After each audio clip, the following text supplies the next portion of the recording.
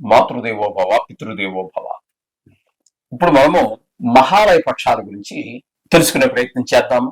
ఈ మహాలయ పక్షాలు అనేటటువంటిది భాద్రపద మాసంలో పౌర్ణమి వెళ్ళిన మరుసటి రోజు నుంచి, పౌర్ణమి 7వ తారీఖు అయితే ఆ 8వ తారీఖు నుంచి మనకి ఈ మహాలయ పక్షాలు ప్రారంభమవుతున్నాయి. అంటే బహుళ పాడ్యమి నుంచి 15 రోజులు. పక్షము అంటే ఒక భాగం, నెలలో ఒక భాగం, అంటే మీకు 15 రోజులు వస్తుంది. ఈ 15 రోజుల్ని పితృపక్షాలు అంటారు. ఈ పితృపక్షాల యొక్క ప్రాముఖ్యత ఏమిటి అన్నట్టయితే, పితృదేవతలు మనకి సంబంధించినటువంటి వారు, మన తండ్రి గారు కావచ్చు, తాతగారు కావచ్చు, ముత్తాతగారు కావచ్చు, సృష్టి మొదలైన దగ్గర నుంచి ఎక్కడి నుంచో ప్రారంభమై ఇప్పుడు దాకా అది అలా అలా అలా అలా అలా వస్తూ వస్తూ కొన్ని లక్షల తరాలు జరుపుకుంటూ ఇక్కడ దాకా మన దగ్గరకు వచ్చింది. ఇది ఈ చనిపోయినటువంటి వారికి మనము ఎంతో కొంత మన కృతజ్ఞతను చూపించాలి. వారు చేసినటువంటి పాప పుణ్యాలను బట్టి వారు స్వర్గంలో ఉన్నారా, నరకంలో ఉన్నారా, లేదా వేరే ఏదైనా ఒక ప్రాణి రూపంలోనో, ఒక పక్షి రూపంలోనో, ఒక చెట్టు రూపంలోనో, ఒక జంతువు రూపంలోనో, అందులో కూడా మళ్ళీ సాధు జంతువులు, క్రూర జంతువులు, రకరకాలు ఏ రూపంలో, క్రిమి కీటకాదుల రూపంలో తెలియదు. మనకేం తెలుస్తుందండి? తెలియదు కదా. ఎందుకంటే పుట్టినటువంటి వాడు జాతస్య ధ్రువో మృత్యు ధ్రువం జన్మము తస్య అన్నారు. పుట్టిన వాడికి మరణం తప్పదు, మరణించిన వాడికి జన్మము తప్పదు. కాబట్టి వారు కొన్ని వేల సంవత్సరాల కింద పోయిన వాళ్ళు. మా తాతగారి మోహన్ నేను ఎరగను, అలాగే మా ముత్తాత గారి నాకు తెలియదు, అలాగే మనకి ఇట్లా మా తల్లి గారు తరఫు ఉన్నారు. మా తల్లి గారు అంటే మా అమ్మమ్మ గారు గారి, మా అమ్మ తరఫు నాన్నగారు గారి నాకు తెలియదండి. అట్లా మనకు తెలియనటువంటి వాళ్ళు చాలా మంది ఉంటారు. ఇట్లాంటి వాళ్ళందరినీ కూడా పితృదేవతలు అంటారు. చనిపోయి ఉంటారు. వాళ్ళ ఆశీస్సులు మనకి కావాలి. మన వంశము అభివృద్ధి చెందాలి అన్నట్టయితే పితృదేవతల యొక్క అనుగ్రహం వలన మాత్రమే మనకి వంశం అభివృద్ధి చెందుతుంది, పుత్ర సంతానం కలుగుతుంది. మన పుత్రుడు సంతానం ఉంటేనే కదా మన ఇంటి పేరు నిలబడేది. స్త్రీ సంతానం ఉందనుకోండి, ఇక్కడతో ఆగిపోతుంది. ఇప్పుడు నేనున్నాను, నాకు 2 అమ్మాయిలు, నా పేరు పౌత్రుడు దౌహిత్రుడు, వాళ్ళు పెట్టారు, అది వేరే విషయం అనుకోండి.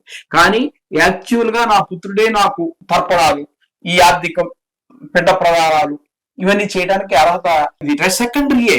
పౌత్రులు అంటే పుత్రస్య పుత్ర పౌత్ర, కొడుకు యొక్క కొడుకు పౌత్రుడు, దుహితస్య పుత్ర దౌహిత్యుడు అంటారు వాడిని. అలా కూతురు కొడుకైన అర్హత అయితే ఉంది, కానీ అవన్నీ సెకండరీ అండి.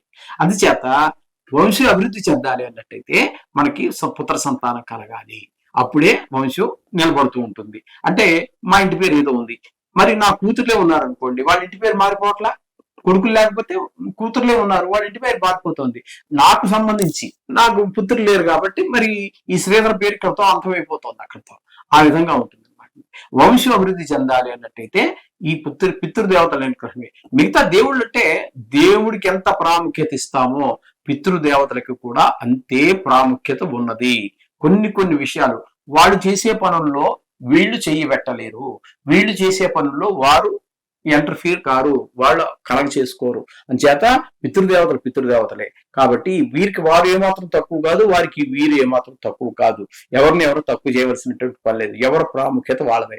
అయితే వీరికి మనం సంవత్సర కాలం పాటు ప్రతి సంవత్సరము మనం ఆర్థికాలు చేస్తూ ఉంటాం. ఇప్పుడు నా వరకే తీసుకోండి, నేను నా తండ్రి గారికి, మా తల్లి గారికి, అంటే మా తల్లి గారి తరఫున మూడు తరాలు, మా తండ్రి గారి తరఫున 3 తరాలు, అలాగే ఇంతవరకు నాకు అర్హత ఉంటుంది. ఇక్కడ వచ్చినప్పటికి ఏమవుతుంది, మీకు ఈ పితృపక్షాల్లో వచ్చినప్పటికీ ఈ 3 తరాలే కాకుండా ఇంకా మనకి ఎంతవరకు తెలుసో మేనమావలు పెట్టే అర్హత నాకు లేదండి.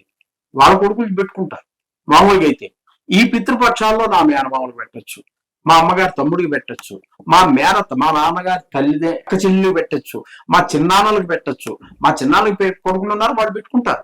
అయినా సరే ఈ టైంలో నేను కూడా పెట్టవచ్చు.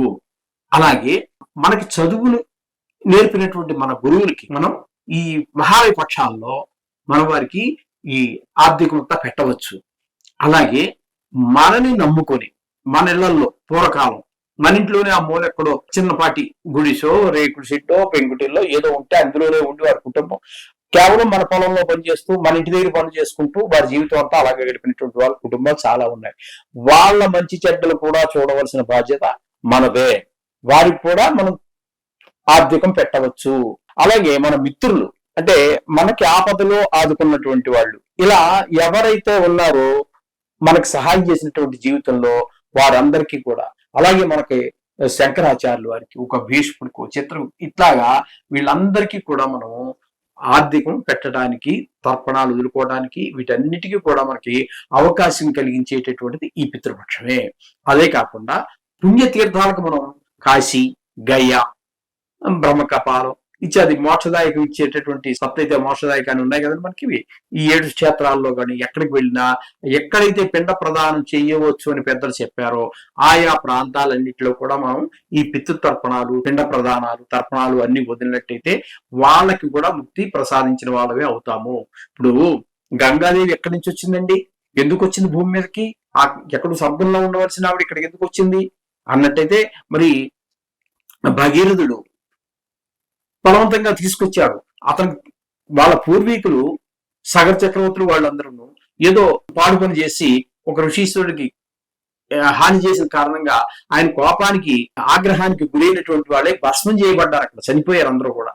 వాళ్ళందరికీ ఆ విషయం చాలా తరాలు గడిచిన తర్వాత ఈ భగీరథుడు అనేటటువంటి ఆయనకి విషయం తెలిసి వాళ్ళందరికీ మోక్షం ఎలా రావాలి అని చెప్పి పెద్దలను అడిగి తెలుసుకున్నారు. తెలుసుకున్నప్పుడు ఆయన ఎట్లయినా సరే వాళ్ళందరికీ మోక్షం రావాలి అన్నట్టయితే ఆకాశ గంగ భూమి మీదకి వచ్చి ఆ ప్రదేశంలోంచి ప్రవహించినట్టయితే వారికి ఈ దోషాలన్నీ పోయి పవిత్ర ఆత్మల్ని పవిత్రమయ్యి వాళ్ళు స్వర్గం చేస్తారు, పుణ్యగతులు పొందుతారు అని చెప్పి తెలిసినటువంటి వాడే ఆయన భగీరథుడు.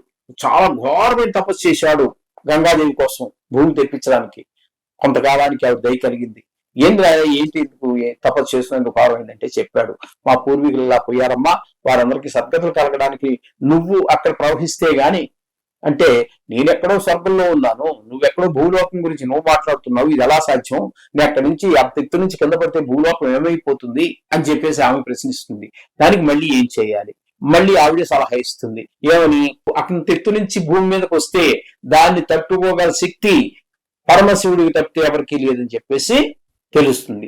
తెలిసాక మళ్ళీ కొన్ని వేల సంవత్సరాల పాటు శివుడి గురించి తపస్సు చేసి ఆయన్ని ఒప్పించి అప్పుడు గంగ దగ్గరికి వెళ్ళమ్మా, నిన్ను భరించడానికి శివుడు ఒప్పుకున్నారు కాబట్టి నువ్వు భూమి మీదకి రావాలమ్మా, మా పూర్వీకులందరికీ వాళ్ళందరికీ ఈ జన్మ సాఫల్యం చేయమ్మా, నువ్వు నీ నీరు అన్ని మీద ప్రవహింపజేసి అని చెప్పేసి ఆమె వేడుకుంటాడు. శివుడు ఒప్పుకున్నాడు కాబట్టి అప్పుడు ఆమె వస్తుంది. ఈ శివుడు ఏం చేశాడంటే గంగని ఈ తన జటాజోటంలో బంధించేశాడు. మళ్ళీ అంత నీరు వచ్చి మీద ఒక్కసారిగా పడిపోతే మొత్తం భూగోళం ఏమైపోతుంది? అంత నీరు తట్టుకోవాలి కదా. అందుకని మధ్యలో భూమికి దెబ్బ తగలకుండా ఇతను కోరిక తీరే విధంగా ఆ గంగ కూడా అతనికి కూడా అవసరమే. ఎందుకంటే ఇక్కడ గొంతులో గర్లం పెట్టుకున్నాడు కదా, ఇది నెత్తి మీద గంగ ఉన్నట్టయితే చల్లగా ఉంటుంది కాబట్టి అది కొంత ఆయన కూడా అవసరమే. కాబట్టి మొత్తం మీద ఆ గంగ అక్కడి నుంచి స్వర్గం నుంచి దూకి శివుడు శిరస్సు మీద వాడినప్పటికీ ఆ జటాజూటాల్లో ఆయన బంధించి మిల్లిగా కావలసినట్టుగా వదులుతూ ఉంటాడు. ఈ విధంగా గంగాదేవి స్వర్గలోకం నుంచి ఇక్కడ మనకి భూలోకానికి రావడం జరిగింది. ఇంత ప్రయత్నం ఎందుకు చేశాడు? తన వంశీకుల్ని ఉద్ధరింప చేయటానికి. కొంతమంది తద్దినాలు పెట్టడం లేదు. ఏ కులస్తులైనా అందరూ కూడా వారి పితృదేవతలు, తండ్రి గారు, తాతగారు, ముత్తాతగారు, తల్లి గారు, చదువు చెప్పినటువంటి గురువులు, మిత్రులు, వీళ్ళని నమ్ముకుని బతుకులు గల్లదీసినటువంటి వారు, వీళ్ళందరికీ కూడా ఎంతో కొంత చేయవలసిన బాధ్యత ప్రతి వాళ్ళ మీద ఉంది. ఇక్కడ చూస్తూనే ఉన్నాం కదా, అన్ని కులాల్లోనూ కూడా 199 మంది చేస్తూనే ఉన్నారు. మన హిందూ మతస్థుల్లో ఈ రోజు కూడా జరుగుతూనే ఉన్నది. ఇటువంటి పవిత్రమైనటువంటి రోజులండి 15 రోజులు కూడా. అందుచేత రోజు ఇంత ఖర్చు భరించలేకపోయినా ఏదో ఒక్క రోజున ఖచ్చితంగా ఇవన్నీ చేసి మిగతా రోజులు తర్పణం అవ్వాలండి. తర్పణం అనేటువంటి మీద ఖర్చు ఉండదు. కొంచెం నువ్వులు, కొంచెం దప్ప, ఈ పేర్లు చెప్పటం, నీళ్ళు వదిలిపెట్టడం. ఈ విధంగా వీళ్ళైతే బ్రాహ్మణుడు 15 రోజులకి మాట్లాడండి, మహా అయితే 1500 తీసుకుంటాడు. ఒక రోజు మాత్రం ఖర్చు ఉంటుంది. ఈ మిగతా 14 రోజులకి రోజుకి వచ్చి ఒక 10 నిమిషాలు వచ్చి ఖాళీ టైంలో వచ్చేసి అయ్యారు చేసేసి పండు అంటే కూడా పొద్దుటైనా సాయంకాలం ఆయన టైం చూసుకుని వచ్చేసి తర్పణాలు చూసి ఉదయం చేసి మీ చేత వెళ్తారు. మీకు ఇప్పుడు వాళ్ళ సద్గతులు సరే, రేపు మనకి పెట్టేవాడు లేకపోతే మన సద్గతులు ఏమవుతాయి? అందుచేత మీరు ఒకరికి పెట్టినట్టయితే మీకు పెట్టేవాడు ఎవరో ఒకరు ఉంటాడు. వాళ్ళకి నేను పెట్టను అంటే నీకు పెట్టేవాడు ఉండడానికి కాల. అందుచేత దీన్ని మాత్రం ఈ మహద్భాగ్యాన్ని మన పెద్దలందరినీ స్మరించుకోవటము, వాళ్ళకు పుణ్యగతులు కలిగించటము అనేటటువంటి మహద్భాగ్యాన్ని ఈ 15 రోజుల్లో మీరు తప్పకుండా నిర్వర్తించండి. దీనికి కారణాలు సాకులు చెప్పొద్దండి. ఇది మా వయసుల్లో లేదు, పోనీ వాళ్ళు తెలియచేయలేదు. నువ్వు చెప్పడానికి ఈ రోజు ఎంతో మంది ప్రవచనకారులు ఉన్నారు, ఎన్నో గ్రంథాలు లభ్యత ఉంది.